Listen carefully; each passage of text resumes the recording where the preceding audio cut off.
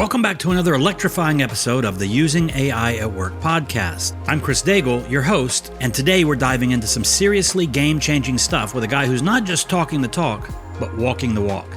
Joshua Boswell from Strauss Marketing. Now, Joshua isn't your run-of-the-mill guest. This guy's got 11 kids, has trained over 40,000 entrepreneurs, yet still found the time to master the art of AI in business. And how did we end up here today? Well, it started when Joshua reached out to invite me to one of his elite, under-the-radar masterminds. That led us into a deep dive on AI, and before I knew it, I realized this was a conversation we had to bring to you. So let's get into how AI is a powerful tool that can revolutionize your workflow, boost your productivity, and give you the edge you need to dominate in your field. So whether you're a C-suite executive, a solopreneur, or just someone curious about how AI can make your life easier, you're going to want to stick around for this one. So buckle up, because Joshua's about to drop some serious knowledge that could very well change the way you work forever. Let's get started. Welcome to Using AI at Work. I'm your host, Chris Daigle.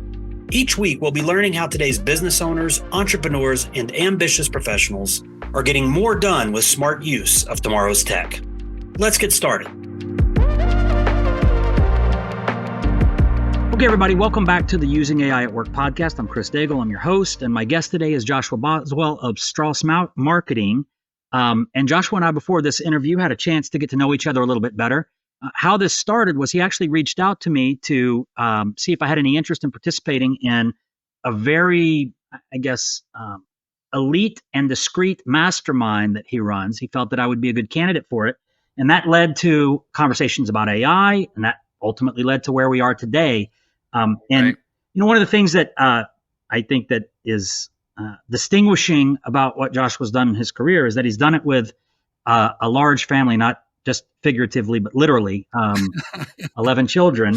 And that time has trained over 40,000 entrepreneurs and business professionals on marketing, copy, being a better business leader, being a better human being. And Joshua, before we get started, maybe you could take a moment and just kind of share with people what's important to you when it comes to business. Yeah. So what's important to me, I actually wrote a book called The Bridge Builder Method. And the Bridge Builder Method is at the core of it, the technical side of it, it's really about, the marketing of the technology behind funnels and AI and how it all works and how you can advance your business. But philosophically behind it, and this kind of answers your question, philosophically behind it is this idea that really all human beings are on this value journey, right? We're at a place where we're at right now, and we have a place where we want to go. And that wherever that is, that's money or relationships or life experience or, self-awareness or whatever the thing is. And we essentially in business, I believe our role is to be the bridge builders. We span the chasm between where people are and where they want to be. And of course, we collect money in the process so that we can keep doing that. And that's great. I'm a big fan of capitalism and profits. But fundamentally, like my philosophy on business and really why I wanted to have this conversation with you is I really think that we have, as entrepreneurs, as business leaders, as founders and developers, we have a responsibility to our fellow men and women, humanity, to help them get from where they're at and progress to where they want to be, to build that bridge. We'll jump into the AI side in just a second, but I'd like to kind of pull that thread a little bit. Tell me, we've got all kinds of interests represented on this podcast, everything from ambitious employees, C-suite, solopreneurs, coaches and consultants, and just the AI curious. They may not be that familiar with entrepreneurship. Yeah. And you mentioned that your belief is that we have a responsibility as entrepreneurs, and I'd like to kind of address that a little bit more. I'd like to hear more about your philosophy about what you think the obligation is, because not everybody can be an entrepreneur. It requires a certain temperament, a certain constitution for sure. But for those of us who are wired like innately to be entrepreneurs, what do you think our obligation or responsibility is to the rest of those who aren't entrepreneurial? Yeah. So Chris, such a great question. So I'm actually going to go back and modify the question just a tiny little bit. One of my clients, friends, end up being somewhat of a mentor is a guy named Paul Zane Pilzer.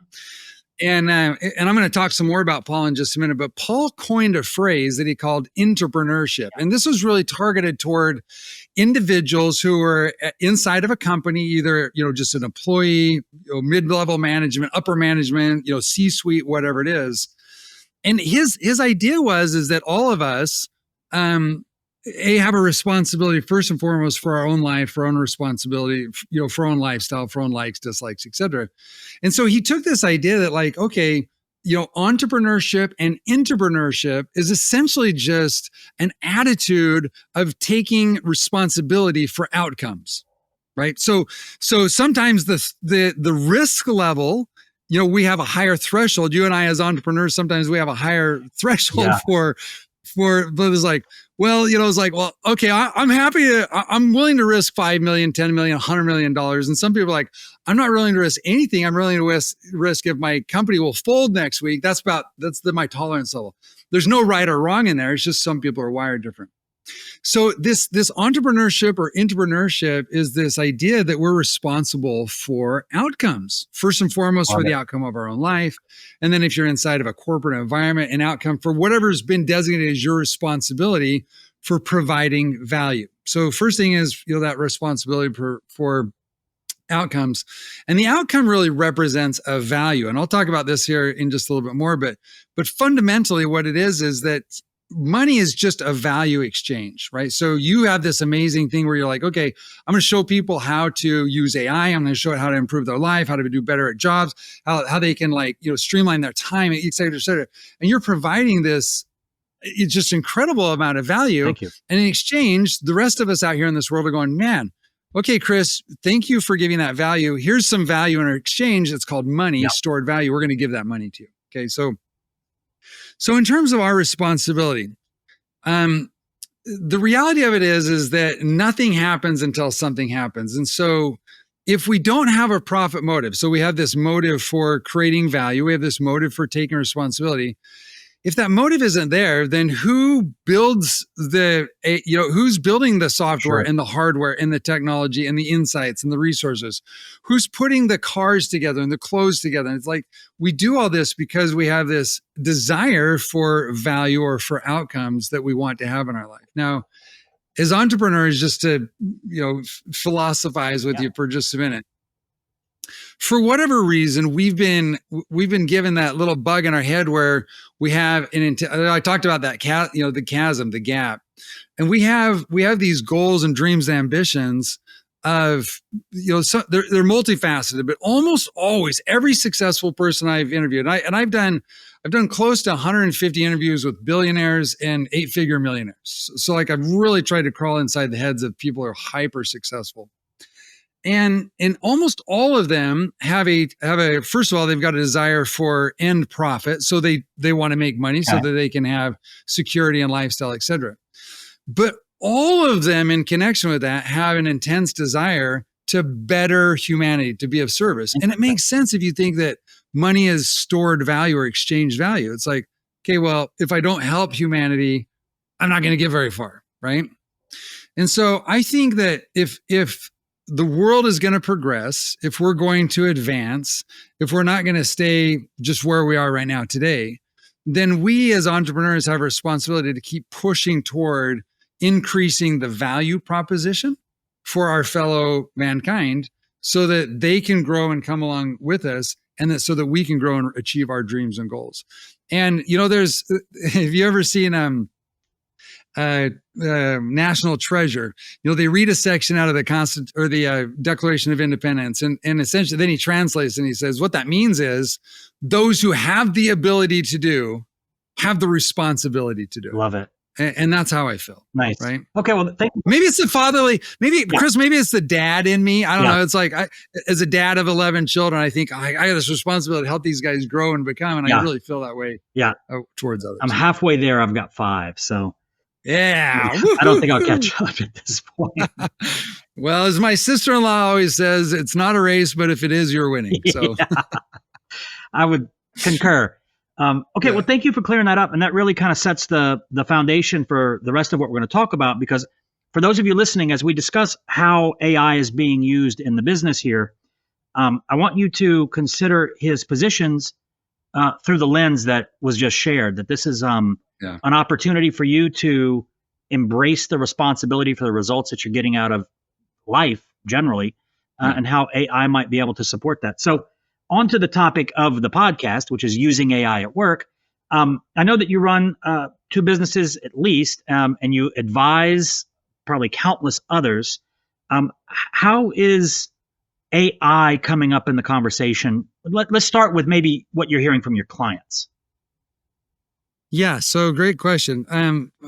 At this point in the history of the world, it's almost like, how is AI not coming up in conversations? And if you'll indulge me, I want to go back to Paul Zane Pilzer for just a minute and tell an analogy they had, because it'll give context to the conversations that I'm having with my clients and that they're having with me. Okay. So in I think it was 91 or 92, somewhere back in the early 90s, Paul wrote a book called Unlimited Wealth. Yep. And very prophetic. It's just an incredible book. He opens up this book with a story, a sort of an analogy, a metaphor about 10 people, 10 families that live on this island. And the economy is driven by everyone being a fisherman. So the way that people live and they eat is they all go out, they fish every day, they bring home their fish, they eat, and then they go out the next day, rinse and repeat, right? So that's the lifestyle. That's what they do. And then one day one of the islanders gets a thought in his head. He's like, well, maybe I could do this better. And so he invents a net, new technology, this net.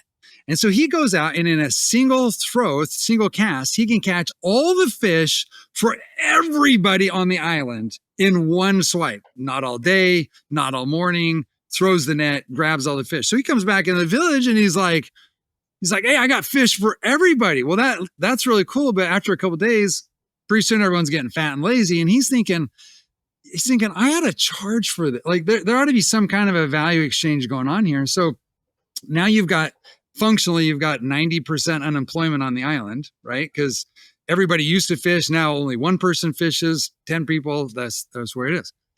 So everybody starts saying, okay, well, he says, look, I'll give you a fish if you will, build me a better hut. So he's exchanging this.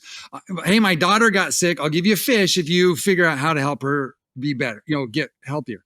And so what happens is that the net, this new technology on the front end creates mass havoc because it creates 90% unemployment functionally.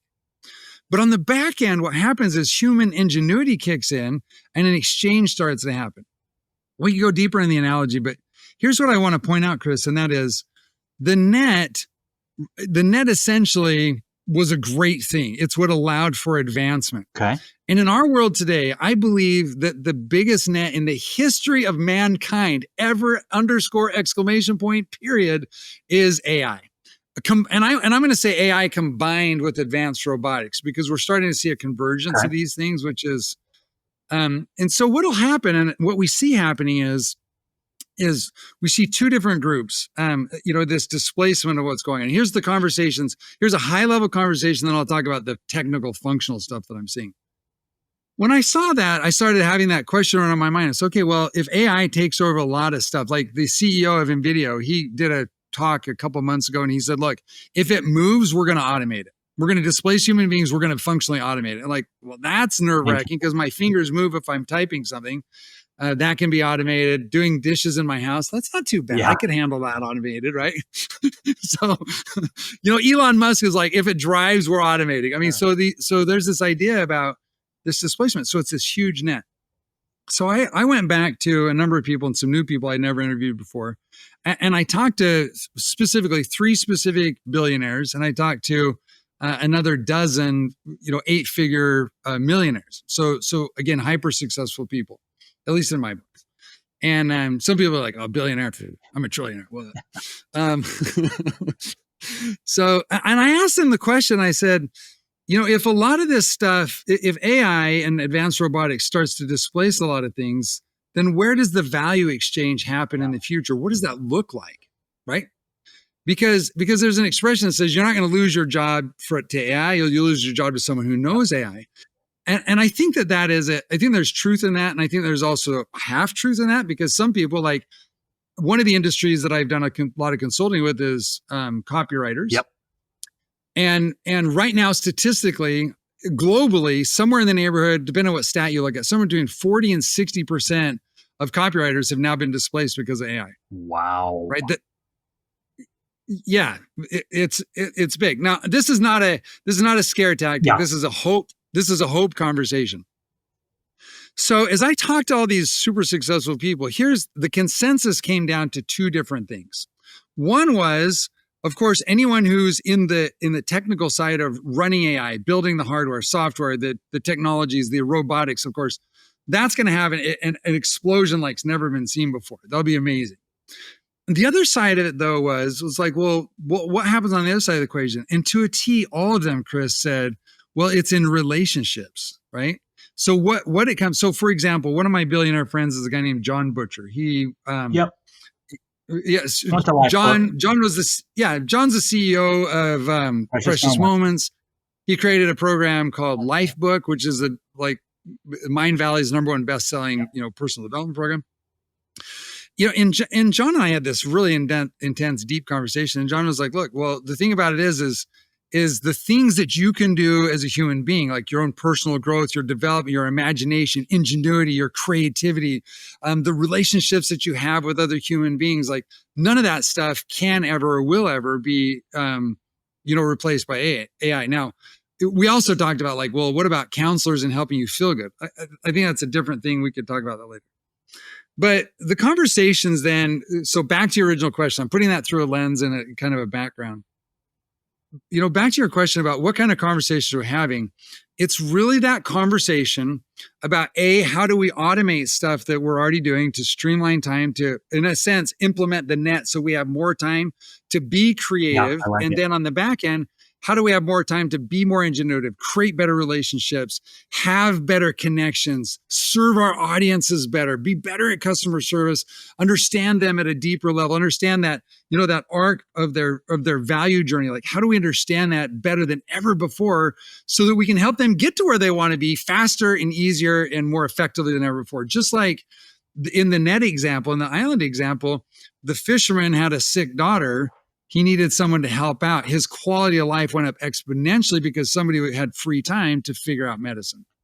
Interesting. And so, yeah, so this collective movement of humanity towards a better and I'm a Pollyanist, but I'm also a realist. So I get that there's going to be a dark side of all this. Yeah, as the Old Testament says, let the dogs bark, the caravan moves on. Yeah. So we're going to there will be crazy stuff happening. The dogs will bark, weird stuff's going to happen, but whatever. We're going to focus on helping move up. So at a very high level, Chris, those are some of the conversations that are happening in my circles.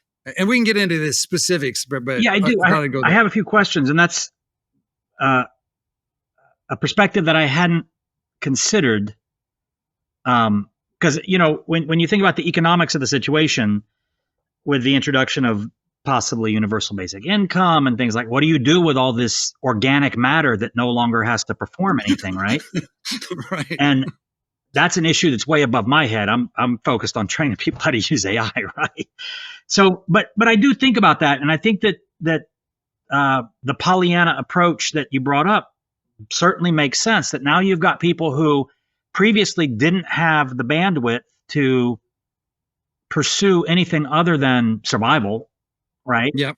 And now that time is going to be freed up for them to pursue strictly human capabilities, such as creativity, such as the relationship side of things. So right. I find that very encouraging.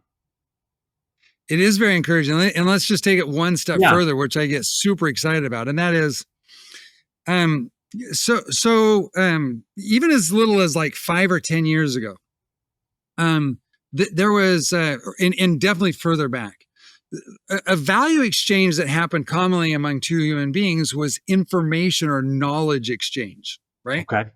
And you're involved in some of this right now, but it was like, okay, well, I went out here, I did all this stuff, I know all this stuff, and so I'm going to come and mentor you and teach you how to do it, and then you can go and replicate that. So we had apprentices in like silversmithing and blacksmithing and different kinds of trades. It's like, work with me, I'll walk you through it, and I'll transfer this knowledge that I've got over to you, and then you'll be able to do it. And so from a growth creativity standpoint, as human beings, we were a little bit limited because the vast majority of our mental horsepower and our creative and our ingenuity factor was in our imagination. By the way, we're the only, as far as we know, we're the only creatures in the universe that have the ability to be self-aware and to imagine. This is really important. By the way, I'm gonna get through a super step-by-step implementation of this. Either way, our audience loves all of it. I got you. But here's what happened, Chris, is that the vast majority of that bandwidth was taken up just learning that information, that knowledge transfer. Gutenberg and the press helped out because we had books, but still a lot of it. And then the internet came out as the information age. Well, now we're in the AI age. And here's the interesting thing about it is we're going to have a displacement of a number of people in the population. And in the past, they would have stepped out into the world and said, gosh, what do I do now? For example, the story that I just told about the doctor, right? The island, and the girl got sick, and so that person on the island has now got to think like, okay, well, what plants and herbs and medicine, like it's a whole new learning process, learning curve, right? Okay, well, we've entered a phase of humanity that has eliminated that to a large degree, and it will continue to do so. Because now let's say I had an imagination where it's like, well, I want to, we'll just take a recent example. It's like, well, I want to create a different kind of a mastermind group to bring high-end CEOs together to have them, have an exclusive experience. Like, gosh, what would that be like? Instead of me brainstorming and doing all this work and stuff, I sat down with ChatGPT and I said, tell me about the most famous masterminds, little known masterminds in the world that created some of the most powerful people in the world. And so then I found out about Benjamin Franklin's Junto. I found out about the Vagabonds with with Henry Ford and Edison. I found out about, all these different kinds of things. Like, oh, let's dig deeper in that. Find me some resources that can tell me how they were run and what the conversation was like. Here's the rules for the judge. Like, so all of a sudden this knowledge base that I otherwise would have had to go out and gather by experience or apprentice or whatever, I had a creative thought, and the knowledge to implement it was instantaneously available to me. Now, think about the magnitude of that, right? Let's just take it on. If you're an employee, you're sitting at a job, you're an entrepreneur, and you're thinking, okay, I want to do this job a little bit better. And you think, oh, I've got this. You use your imagination, something that a computer can't do. You've got this imagination, like, okay, maybe we could do it like this, or serve our target audience like that, or maybe I could implement this strategy or whatever. And so you use your fat little brain. and then you're like, okay, has anyone done this before? What did it look like? How did it shape up? What are some dots that I could connect? What are some different industries that have tried it? And you have the ability to gather that data instantly, like within seconds or minutes or hours. But like, I'm going to show you if we get time, I'm going to show you a survey process that used to take me multiple months to get market data and insights. And I'm actually one of my goals for this call was to take you from an idea to a complete content calendar and marketing strategy in about 5 or 10 minutes. Wow. And so I'm like, I'm geared up for it. But anyway, I wanted to show you that as a real tactical approach. But here's my point, Chris, and not to belabor the point. I think that we are in a world where our ability to imagine will increase, and our ability to dream bigger dreams and to create bigger ideas about what could be done to benefit humanity. And then instead of going out and having to apprentice or grab the knowledge or to figure it all out, we literally have it at our fingertips. Wow. And what you're doing, this is why I'm so excited about what you're doing, Chris, because what you're doing is you're empowering people to understand how to use that tool. And then the next viable step is, once they've got an understanding of how to use that tool to become that chief AI officer, as you talk about, it literally is empowering us to create a world that will, I think in 10, 15 years, will be unrecognized from the world that we live in. And I think it'll be for the better. So I love it. that to me, if I were like, what's your mission and end goal? That's like, to me, that's my marketing brain thinking. I love Boy, it. Chris, what you're doing is mind blowing. So anyway, there it is. Wow. You know, that concept that you talk about, like you said, they have to apprentice in the traditional way. You'd have to go and figure out, what do I want to do? Oh, let me go find somebody who knows how to do it. And now I can, if I have the thought, I can get satisfaction. I can go to one of the models and pull out all the information that's known about that.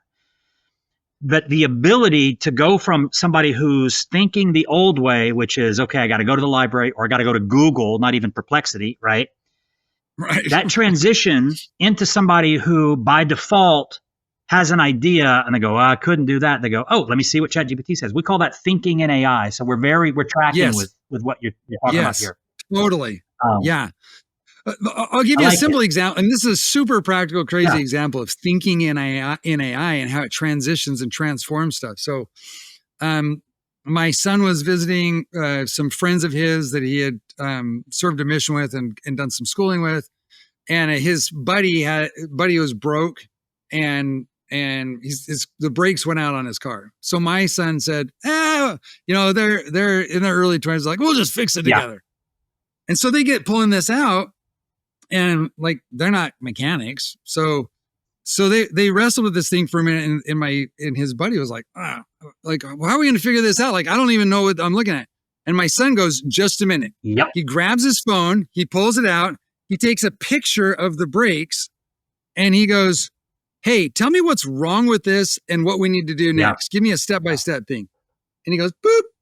And 30 seconds later, it's there, it references, articles, the whole, you know how it is. Yeah. And so he was thinking AI, and his friend, who's not thinking AI at all, was like, it was like fire to a caveman, Chris. He like melted. He freaked out. He's like, what just happened? It's like, dude, it's right here. Yeah. It's incredible. And the next evolution of that, I was at a think tank in Austin last week, and somebody was telling me that the next evolution of that is actually virtual, like maybe some sort of a goggle or headset that's AI powered and augmented reality.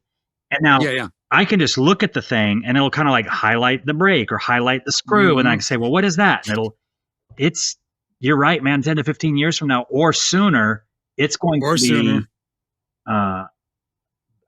the future. It's like crazy. So, well, just on that note, what's interesting is, again, listening to that keynote presentation, and I forget his name, the CEO of NVIDIA.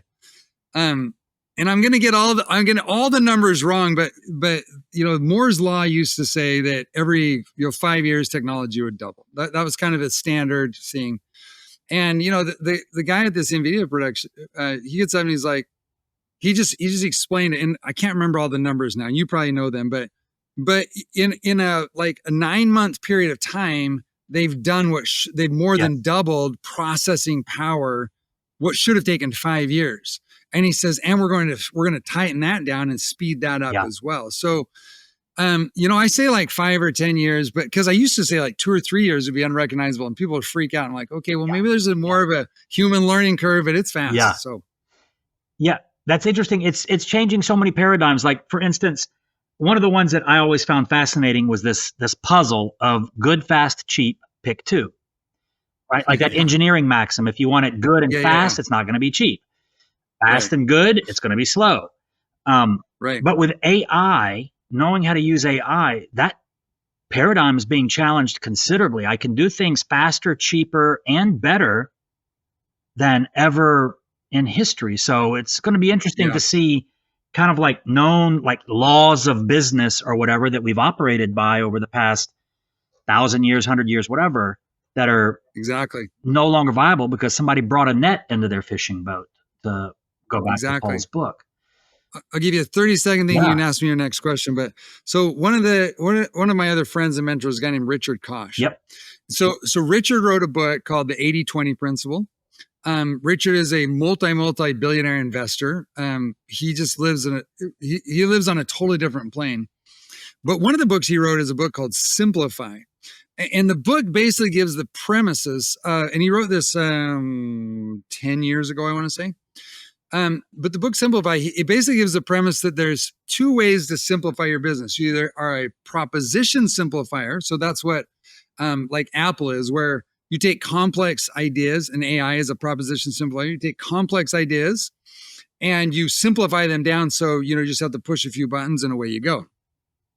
Or you're a price simplifier. So think like IKEA. So IKEA said, hey, we'll reduce the price, but you got to participate in the activity. We're going to give you the furniture in a box. You got to assemble it, right? So a proposition simplifier simplifies complex things, and a price simplifier simplifies the price point, but makes the activity a little bit more complex. So think like, Walmart self-checkout. Yes, they reduce the price, but you got to check out, bag your own stuff, get it to Good analogy, right? yep. So you get a yeah.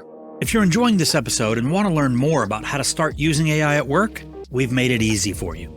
For just $1, you can have full access to the Chief AI Officer community, which will give you additional training, custom software, daily training calls on AI tools, using AI automations, getting more from your ChatGPT sessions, and the business of being an AI consultant.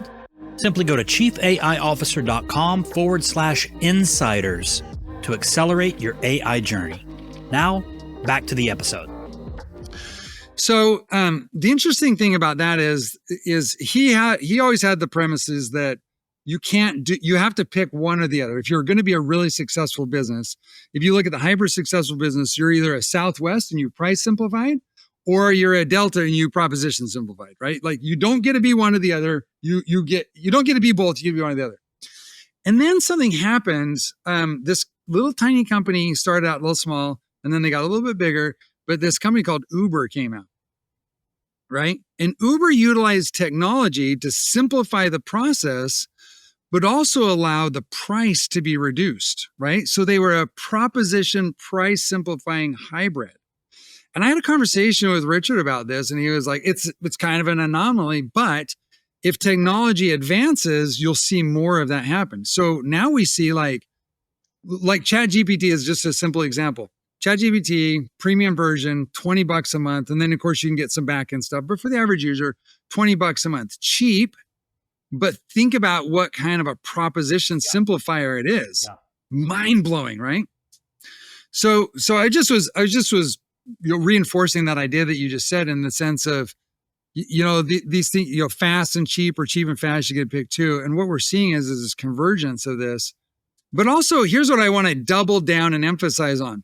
We talk about sometimes in terms of the business scope of this, but let's just bring it down very simply to like everyday life, or your work, if you're an employee or if you're an entrepreneur, whatever it is. Like for example, if we get time, I'll show you, but I have a prompt that I drop in that's about date nights. Okay. And so every quarter, so my wife and I would do date nights, and I used to spend tons of time figuring out date nights. So I got this prompt, and I'll show it to you, but I got this prompt, I drop it in, it's got parameters on it. And this thing just rolls out an entire calendar with multiple different options, including how to get the tickets and the locations and the time and address and driving distances. And, and so like, I can have experiences with my wife that I never could have had before, because I didn't have the kind of time to plan that kind of experience. But now I've got the whole thing, and I just have to plug and play, right? So instead of focusing on the logistics, thinking AI allows me to transform the relationship, because I don't have to think so much about the logistics, right? So it's just another step of this. Anyway. No, I love this. And I do want to take a look at that, either or both of the prompts that you've got, but this is some really transformative concepts that are being brought to the table. So folks, if you're listening to this, it's called Using AI at Work, of course. And that's where most of us spend a lot of our mental energy and our physical presence is at work. And for a lot of us, that's meant an either or situation when it comes to our families or our free time or going to the gym or whatever it is. And now with these examples that have been shared, if you start thinking that way, next time it's an either or situation, present to yourself, can AI help? And just see what happens. And I think that you'll come up with a very similar result that Joshua did with the date night example. And that's perfect because, man, like, what do you want to do? I don't know. What do you want to do? Well, it's date night, right? You end up going to the same places. But with a 15-minute chat thread, you've got, the next 90 or heck, even year mapped out of exciting things to look forward to with, your significant other, your family, or whatever. So, Yeah. Yeah. I could talk about this kind of stuff a lot because we don't. I'm a kind of a meat and potatoes when it comes to business. Like, let's talk about business, right? And I'm not like a super high EQ individual, so those types of things don't. They're not natural for me. They're not easy for me to think about. But now, like, this has been fascinating, and let's get into the meat and potatoes a little bit. Let's do some meat and potatoes. Okay, great. So you mentioned that you had a couple of examples of how you're using it in your life that you wanted to kind of share with the audience, and I'd love to jump in. Great. So I'm going to do a couple screen shares, and what I'm going to do at this point, and I think it's relevant for everyone. So what I'm going to do is I'm going to talk about a specific marketing example. Okay. But as you look at it, what you'll see is some underpinnings that can be applied literally, I think, in any division of work, any division of entrepreneurship, any division of relationships, because you'll see some patterns that can effectively play out in this scenario. So the very first thing I'm going to do, let me share my screen. I'm just going to share my whole screen, and there's a mess of stuff here, but I'm going to walk through a very quick scenario, and we'll actually do some prompts and play around. And by the way, Chris, I will give any of the stuff that I'm about to show. I'm going to give access to your people, right? So not just an example, they can actually take it and run with it. I've tried to set it up so they can just grab and go. Okay. So here's where I want to start with this marketing example. So I created something called the human persuasion model. And so again, if we look at marketing and how we can use AI in a very tactical sense, it's that bridging that gap between where somebody is and where they want to be. And so how do you do that? Well, in order to do that, we have to persuade other human beings to buy, spend money, take action, change their thinking, whatever it is. And so the human persuasion model is the basis for kind of how I started thinking AI. And I'll show you why that is. So this section right up in here at the top, it says RAS. And what that stands for is reticular activating system. And it's that piece of your brain that essentially determines what we pay attention to. Right? So what's important to us? And so I'm assuming that if something's in your email that talks about AI, or if you're scrolling through somewhere, like your brain is intensely, acutely attuned to AI. So it's like when you buy a new car, you see 20 of them on the road the next day, right? Because it became important to you. So the very first step in having a conversation of selling someone something, getting a boss to agree to a proposal, getting time off work, negotiating anything, it all starts by understanding the other human being's RAS triggers, what is important to them, okay? And I'm not going to go through and explain this whole model, but the two things I want to point out. The next one is growth. So down here in the bottom, my left-hand corner, it says growth. So all human beings have a fundamental desire to want to grow and to become better, to make that journey from where they're at to where they want to be. And over here on the left-hand side, the trust factor is how do you develop trust with somebody so that they believe that you can help them on that journey and they're willing to spend time and money with you. Again, if your boss, does he trust that you can still get stuff done and go on that vacation? If you want to raise, does he trust that you're going to make, is it going to be a good ROI for him? If you're building a company and you're motivating employees. So you get the example, it all comes down to, this model. And we could talk some more about this other stuff another time. But I want to show you how you can create a marketing plan and identify the RAS triggers, those important factors, what the growth path is, and how to develop trust. And I want to show you how to do it in the next 5 or 10 minutes or less. Okay. Okay. So the first thing that I want to show you is I need to understand who it is. So I'm going to go from the example that I'm going to create a training program for the marketing manager of a SaaS company. Okay. So that's who I want to understand. Marketing manager of a SaaS company. And let's see what we do. So I went into LinkedIn and I typed in SaaS marketing managers. And you can see here, I got 83,000 results, right? But here's the thing. There's a concept that says that the more specific you become, the more universal your appeal. What I mean by that is that when you understand one single individual, then there's millions of people who share those attributes, qualities, thinking pattern, and ideas. And so instead of trying to target a big group, You're just really wanting to target a single individual in whatever your negotiations are.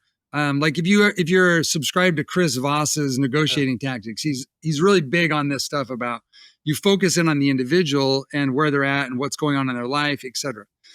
It used to take me months to dive deep into market research on this, but here's what I do instead now.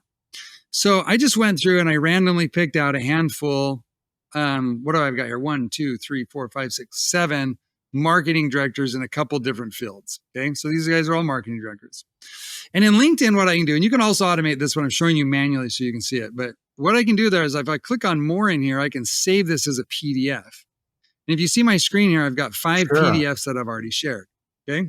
So, and this PDF, if I just show this to you, it shows you their summary, all their skills, the technology, all of their experience, testimonials and references that have been given, where their education is, et cetera, right? And some people's profile is bigger than others. So now what I want to do is I want to get a deeper understanding of who these people are, but I want to go through and read all their stuff. So let's think AI. Yep. So I'm going to come over here to chat. I'm going to go here to add these things to my file. Yes. I'm going to grab all 5 of these PDFs, and I'm going to say, okay, open those babies. Okay. Yes. So here it is. It's chewing on them. It's ready for him. And now I'm going to go over to, I have a master prompt sheet that's got 1,000,000,001 different prompt things in it. But I'm going to skip a couple of steps here, but you can see I can go through and really highlight like their likes, their dislikes. If you look on my left side of my screen here, bad habits, consequences, who the enemy is. This is all marketing conversation and talk, right? But I want to just go to this one that's called enhanced persona prompt. And I'm just going to grab this right here. And you can see that it's got give me an idea by analyze the documents I've uploaded, provide me relevant data points and answer these questions. Give it a name, the avatar a name. Give me insights on what their background is, their demographics, their psychographics. So psychographics is like, how do they think? What's their personality? What are their likes and their interests? What are their lifestyle? What do they value? Give me, now, Chris, I want you to look at the data here. And I'm going to show you this in real time. Yeah. It's crazy. What are the challenges and pain points they're facing? What are the key emotional drivers to purchase? What's a kind of offer that I could give to them? Why would they get that offer? What kind of social media stuff do they use, et cetera? So I'm just going to grab this right here. As you're doing this, I'm calculating how much time it would save you to have to get that level of, without this, it would be coffee cup, notepad, pen, and about 3 or 4 days worth of effort at least. And I'm gonna take this one step further and show you a survey system that I use for this to augment it. Yeah. And I'll show you. And I literally, clients have paid me tens and tens of thousands of dollars, and over a 5 to 12 month period of time to tabulate this data and to gather all this. Because think about this, Chris. If you understand, I'm gonna hit send on this real quick. But if you understand now, notice here I'm talking. Yeah. And here we go. Hard work's being done. Yeah. This is Mitchell Polson II, and Mitchell's a seasoned SaaS marketing manager with experience in digital marketing, product management, and copywriting. He has a strong track record, et cetera, et cetera. He's 30 to 35 years old. He's male. He's likely married with a small family. He makes $100,000 to $150,000. What does he value? Efficiency, innovation, time management. His lifestyle, he's got a busy lifestyle, focused on career growth and personal development, blah, blah, blah, blah, blah. It's still calculating all this. Reasons why he would buy. Kinds of offers that he would do, the technology that he uses. He usually uses his laptop and a smartphone. Okay. He uses apps like Salesforce, et cetera, right? Yeah. And then here's a tight summary. Now, again, if I'm looking at this from a marketing perspective and I'm trying to create a product offering, messaging, content marketing strategies, literally in the last 3 minutes, if I'm looking at the time right, 3 or 4 minutes, I have now crawled deep inside the head. I've taken a snapshot of the industry. I've consolidated them together. I've synthesized that information. And now I understand key drivers to purchase, buying behaviors and patterns. And here's the thing is I've gone back and tested this, Chris, in hundreds of different scenarios. This data right here is at about 85 to 90% accurate based on my other research. Now, I want you to think about that for a minute. Instead of 6 to 12 months, I just did this in a couple of minutes, and I've synthesized information about a single individual that I would like to target and give them an offer to. and I understand their aspirations, their health goals, their psychology, the psychographics. I understand it all. So let me ask you before we move on. You've obviously done this the old way, right? Like clients have paid you money for you to really do a deep dive. And with the output that you're getting from this prompt and the process that you just showed, are you saying it's about 85 to 90% of what you would have done if you would have spent the 6 to 12 months to make the same effort to determine who this avatar was? Well, so first of all, the accuracy level versus me doing it versus the system doing it, what you just got is at the accuracy level as if I were to spend like 5 months going through and digging through the data and tabulating it and doing the research, right? Now I can then do, you can do surveys, you can do target groups, you can go a little bit deeper into this. But 80-20 tells us you don't have to. Good point. Right? Yep. The diminishing returns of spending the extra effort to go from 85 or 90% up to 100% is minimal, right? It's like, it's not, I'm going to get the vast majority of the benefits from my campaign in this scenario. Now, here's a fun little thing that you can do. This is cheating. But let's just say that I'm going to go back to the example of an employee in a large corporation. They want a raise and then they also want some extra vacation time. Like they're going to negotiate something for themselves or their family, right? So grab the profile. This is terrible.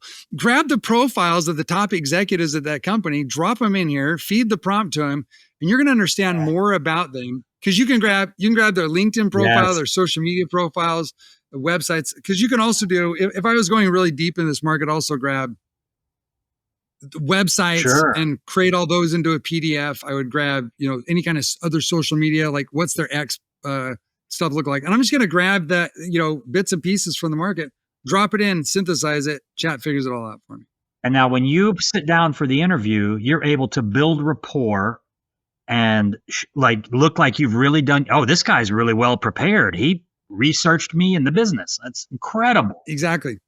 So, and also the marketing applications, if you're a business owner or not, are also there. But I want you to remember the starting point of persuasion is understanding what's important for the other human being. And I just figured that out in 30 seconds. Jeez. Now, let me just talk about one other thing or side note there. The second piece that's really important is the growth. So like, where do they want to go? So if I go back to my analogy, if I pull that screen back up, then you can see, like, I understand what their drivers of purchase are and what they want. So the value journey, I don't have it all pinned down quite yet, but I got a pretty good idea. And then the concept of trust, just a little psychology here, the trust is developed with similarities. So when we meet people, we say, well, where are you from? Yeah. And if somebody said to me, well, I'm from Oceanside, California, or like you said to me earlier, I'm from Austin, Texas, and I wanted to create a connection with you. So I said, I've got several good friends and people I've done business with that live in Austin. So you're in Austin. I know people in Austin. We create a similarity. There's trust being built there, right? So now I know what they like, what they don't like, what's important to them. I know the kind of social media they like. I know the kind of magazines they read. Like I have deep insight into this human being, and not from a nefarious position, but from I legitimately want to help them. This is why I talked about the bridge builder method. I want to get them from point A to point B as fast as I can. I want to bring them on that journey. I'm speechless. This is because I know, I've got a career. I'm not a marketer, but I've got a career in marketing, more on the operational and business development side. Yeah. And I was always a bit envious. I was like, oh man, they make it look so easy. Right now, with the prompt and a little bit of thinking in AI, I get at least the 80-20, like you said, right? Without having to invest in that career, hire the $10,000 a day consult, whatever it is. So this is fantastic. Thank you for that. That's great. Do we have time for me to show you one other tool that I think would be really useful for you? Okay. So I'm going to stay in that same genre. And I'm going to show you, let me share my screen one more time. And this is so great because I get to interview people and learn, but I'm like, writing notes over here. Like I'm learning. This is fantastic. Thank you for that. So a number of years ago, I learned a survey system from a super smart guy that had done a bunch of marketing stuff. And anyway, he was really cool. And then I modified and adjusted. And it's fundamentally, it's like, well, again, think about 80-20, like people say they have a problem, but we don't care about what problem they want, or we don't care what destination they want to get to. We care about the destination they want to get to that they're willing to invest in to get there. Yeah. And that's a really big difference, right? It's like, it's that old story down here in the South. There's an old story of a guy walks by a farmer's house and there's a hound dog sitting on the porch and he's moaning. Well, the guy goes into town, and on his way back later that afternoon, the hound dog's still sitting there moaning. And the guy, he says, "Hey, mister, what's wrong with your dog?" And he says, "Well, he's sitting on a nail." He says, "Well, why doesn't he get up? He's moaning, like, get him up off the nail." He says, "Well, it doesn't hurt bad enough yet to get up." Right. And so we don't really care what pain point person has. Yeah. We care what they are willing to do to change that pain point. And it's a different psychology. And so you got to find out what's the delta, what people are willing to do in order to make the shift. And so we created this survey system that helps to identify that. It's fundamentally based on 3 questions. What's the biggest challenge that you face right now in your business, or personal life, or in figuring out what gerbils are, or whatever it is, right? How hard has that been for you to solve this problem? Very hard, somewhat hard, not very hard. And then, if you could find a solution, how would this change your life? Okay. And then you can add some other questions in there. Wow. But what you do is so you send this survey out. You can send this out on, you can run ads to this. You can send it out to your in-house list. You can do whatever you want there. But basically you pull this data in, and then you run it through some mathematical equations. And again, I'll share this spreadsheet with you. Dude, that's so kind. Thank you. Yeah. Well, and I'm not kidding when I said what I'm showing you here in the past, I have, and still today, I'll charge anywhere from $15,000 to $40,000 to run this, because the value of it to a given entity is priceless. But so you drop those answers in, you run some mathematical formulas on it that are in these sheets here, but what you're really looking for is this score right here. Okay. And you can automate, AI will do all this for you. Again, I'm showing you some manual stuff, but AI will take the survey answers, it'll tabulate it. I've got a whole prompt that'll give you that'll spit out these calculations and reformat this in a spreadsheet. But for right now, I've already pulled that spreadsheet down and I've already scored it. So let's just show you how we can use this kind of data in thinking AI. So now I just grabbed that same spreadsheet, I uploaded it. And now let me go over to my prompts, and here's my survey analysis, and it's similar, but it's slightly different. I'm just going to grab this prompt here that says, look at this data. But, let me show you this. The important thing on the data here is this, Chris, and again, showing you the AI example. Notice that I start here, my high score is 40, and then my low score is in the negatives, right? So if I come down here, I'm at minus 2.7, okay? So I only want to know those who are most likely to spend money to solve their problem or get to their end destination. The pain's bad enough. Yep. The pain, yeah. Where did they sit on the nail long enough? Yep. And the cutoff point is right about 20. It really, you could say 24, anything above 24 or 25, but somewhere in that range. I've got some mixed data points on that, but somewhere in that range. So what I did is I created a prompt, and it says, I only want you to look at any answers that have scored above 20, because anybody below 20, their answers become somewhat irrelevant to me. And this is a big problem that people have when they're gathering data on any subject. They think all data is created equal, and it's not. It absolutely is not.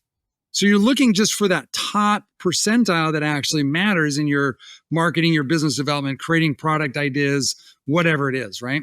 So I'm just going to have it look at a top score there. And then it's going to give me back this information. So here we go. It grabbed the spreadsheet. You can see that. And it's going to chug on it. By the way, I just grabbed sample data from one of my clients who's in the family and parenting space. So these have nothing to do with the SaaS guy. But anyway, you'll get the idea. So here we go. So it analyzed the entire spreadsheet. That is 200 and I want you to think about reading through these answers. That's 246 responses that I uploaded on this survey. Now, what if you had to read through every single one of those, Chris, assign it a mathematical equation, and then give it a final score. I wouldn't. It just wouldn't happen. Dude, no, you wouldn't. But look, we just did that with AI, thinking AI. We literally just did that in 30 seconds. And this information, as valuable as it would be, just the lift and the bandwidth required to do it manually, it just wouldn't happen. It's not that I wouldn't want to. There's more pressing things. But now I can take this and like I am pinpoint precision in the language that I use when talking to that target. This is totally, yeah. Make it look so easy, Joshua. Well, AI. So here's remember I talked about The Apprentice, and you bring that into AI, and AI suddenly removes it. See, if I were to teach you to do this, like I learned from Glenn and Perry Marshall and Richard Koch. Yep. I spent for close to 20 years of my life, I spent almost $100,000 a year being part of mastermind groups and marketing groups and associations and going to meetings, right? And what I just gave you is the sum total of all of that stuff, but we've dropped it into AI, and AI makes it seamless. So you don't have, Chris, you literally do not have to go, if you think a little AI, you do not have to go through that couple $1 million I spent in those 20 years and all the stuff. You get it right here. You know, this is interesting because one of the concepts that I regularly share with people is, especially if they're new to AI, I'm like, listen, it's not you against AI, right?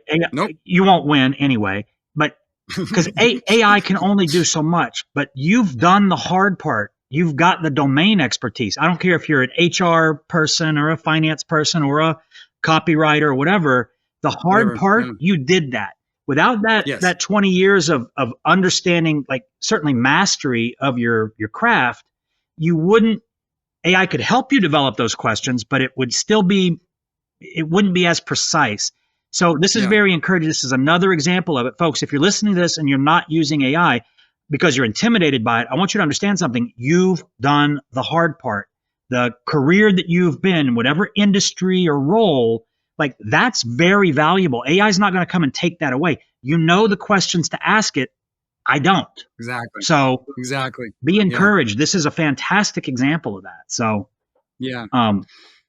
and it is, and you know, getting down to the point, it's like, to me, my worldview, and again, everybody's got a different perspective, and I encourage those differences in perspectives. But you know, my lens is really, how can I use technology to increase human relationships, whether that's a relationship with my buyer, a relationship with a client, a relationship with my good buddy Chris, a relationship with my spouse, a relationship with children, friends, or whatever.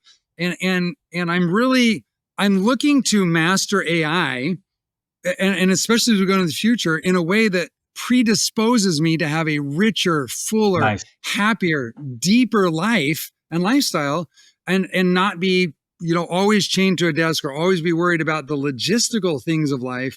I really want to use AI to optimize that. And what you're saying about, we have paid the price. We have learned things. We know the questions to ask. If we just think, I can ask this question of AI and it's going to give me good insights. And this goes for like brainstorming, use your imagination. I created an entire, we don't have time. I see we don't have time, but, we can now take this and I can apply a couple of prompts and say, build me, like if we did content marketing as an example, build me a content calendar. And what are my 3 to 5 pillars that I need to focus on of what I'm talking about, my content pillars? And then how do I stagger those out through the week? And which platforms are going to be the best platforms based on the target audience? What's my best platform? What's my frequency? And then give me ideas about what the topic should be.